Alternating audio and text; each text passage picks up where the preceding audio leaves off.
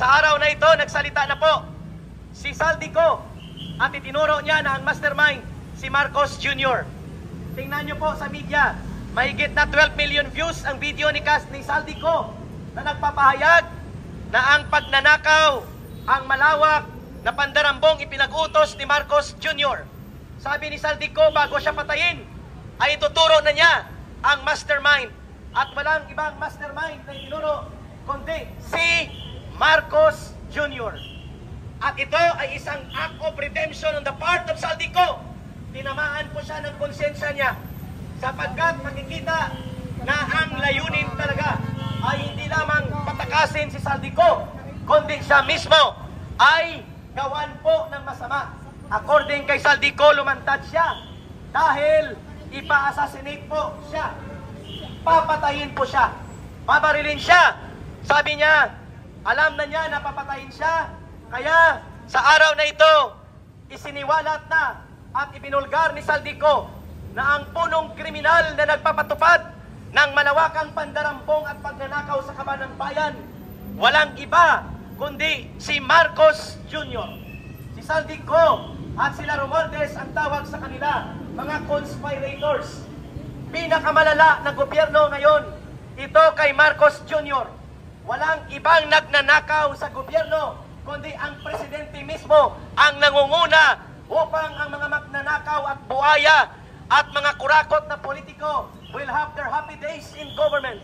At ito ngayon kinumpirma ni Saldico na all along ang gimmick ni Marcos na mag-inosente-inosentihan, mag-arti-artihan at magdrama na kunwa-kunwari nagpapaimbestiga ang kulukoy, siya pala ang mastermind. At dahil dyan, pakikinggan natin ang boses ng isa sa ating mga kasama ngayon sapagkat ito po ay hanggang hindi bumababa si Marcos, walang uuwi mula sa EDSA na pagtitipon na ito. Ang ating mga kapatiran na Iglesia na Cristo, 1 milyon ang kikilos simula na sa November 16, 17, and 18 according to the reports that we have received. At dito sa EDSA, open to all ang gustong manindigan na tapusin na ang kabulukan at pagkamagnanakaw ng gobyerno ni Marcos. Open kayong pumunta sa EDSA, mapayapang pagtitipon, sama-samang pagkilos upang papanagutin ang pinakapunong salaring kriminal na mastermind at pasimuno ng 1 trilyon mahigit pesos na pagnanakaw. Itinuro na ni Saldico. Ngayong araw, mahigit na 12 million views ang video na ito. Hindi ito AI. Ito ay authentic at ito ay binibitbit ng malalaking media outlet. At sinabi ni Saldico na siya ay papatayin na, kung kaya ito ay parang ay tinatawag ito na anti-mortem statement na ni Saldico. Tama ba, General? Kasi kung patay na, post-mortem yun. Kung bago ka mamatay, anti-mortem statement ang tawag doon.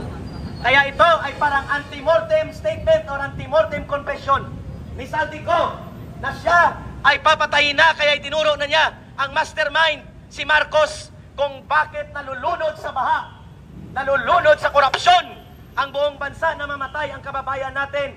Mahigit na 200 ang patay sa baha sa Cebu. Ang putang inang flood control na 26 billion sa Cebu. Ang pasimuno pala ng pagnanakaw, ang putang inang presidenteng ito. Yan po ang totoo na itinuro ni Saldico ngayong araw na ito. At sino ang hindi may skandalo sa ganyang kalagayan na you are elected to be the president, to lead and protect the people and lead the country ng tama at matuwid. Ikaw pala ang pinakapasimunong tarantadong kriminal na nagpapalaganap ng pagnanakaw. Gusto niyong mapakinggan ang boses na ito? Tawagin natin si Brother Oliver. And then si General Daos ang susunod na magsasalita. Muli, para may boses si Ka Eric, sapagkat ito ay hanggang December 31 ang rally na ito. Ang haba 3 araw lang, dapat lumayas na si Marcos. Yan ang taning ng taong bayan sa kanya. Brother Oliver. Magandang hapon po mga kababayan, magandang hapon po sa mga vlogger, magandang hapon po dito sa Robinson. Pinagbigyan na naman po tayo. Ito, tawagin po natin itong super. Bakit po ba super? Papaliwanag po natin bakit super. Dahil si Bongbong Marcos po ay super sinungaling.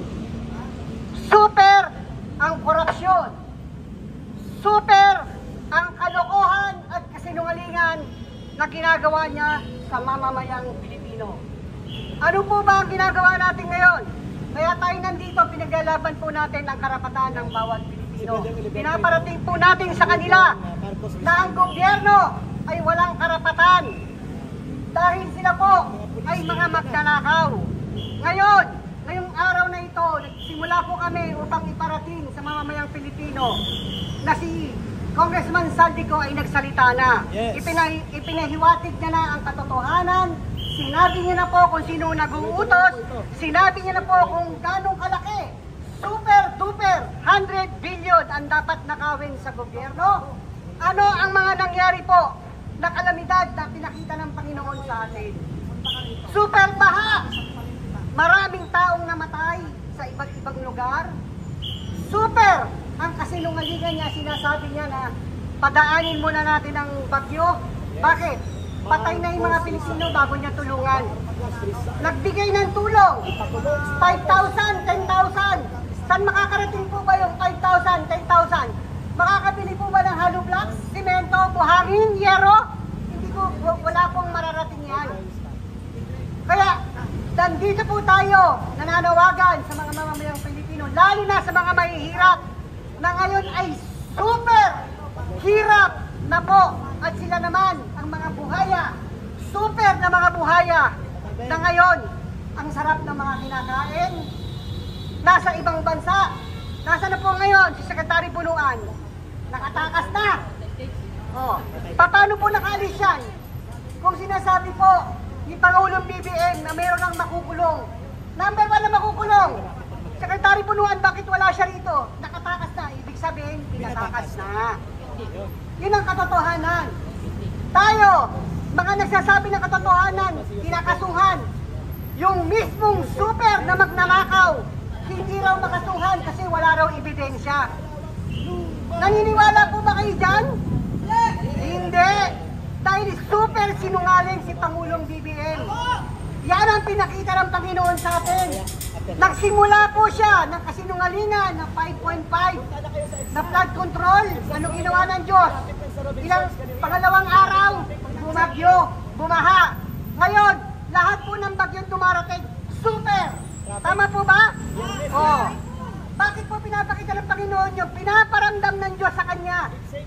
Pinagbigyan na kita. Inupo na kita. Dapat pinakita mo na ang mga Marcos ay hindi magnanakaw. Pero ano ang ginawa mo? Ginawa na ng tatay mo at ngayon ginagawa mo pa rin. Kaya yan ang magpapatunay. Diyos na rin ang nagpakita na ang mga pamilyang Marcos talaga. Simula sa tatay hanggang sa anak, dadanasin yan hanggang sa apo. Yan po ang katotohanan. Kaya tinatawag po natin ng super. Lahat po ng super nandito na. Lahat. Dinanas na po natin ang 20 pesos na bigas. Nasa na po ngayon? Budol! Nakakalimutan na. Puro budol ang nangyari sa atin. Binudol na tayo sa simula. 3 taon na. Ngayon, nasa budol. Kaya, gumising na po tayo mamamayang Pilipino. Especially sa mga mahihirap. Nasa na po ang mga farm to market road. Ang lalaki. Sobrang lalaki. Bilyon-bilyon mga project.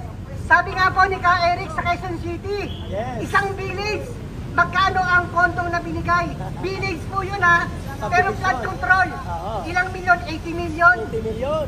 Ng puta na. Nasa Metro Manila tayo, pero ang flood control, bilyon. Ingat idol.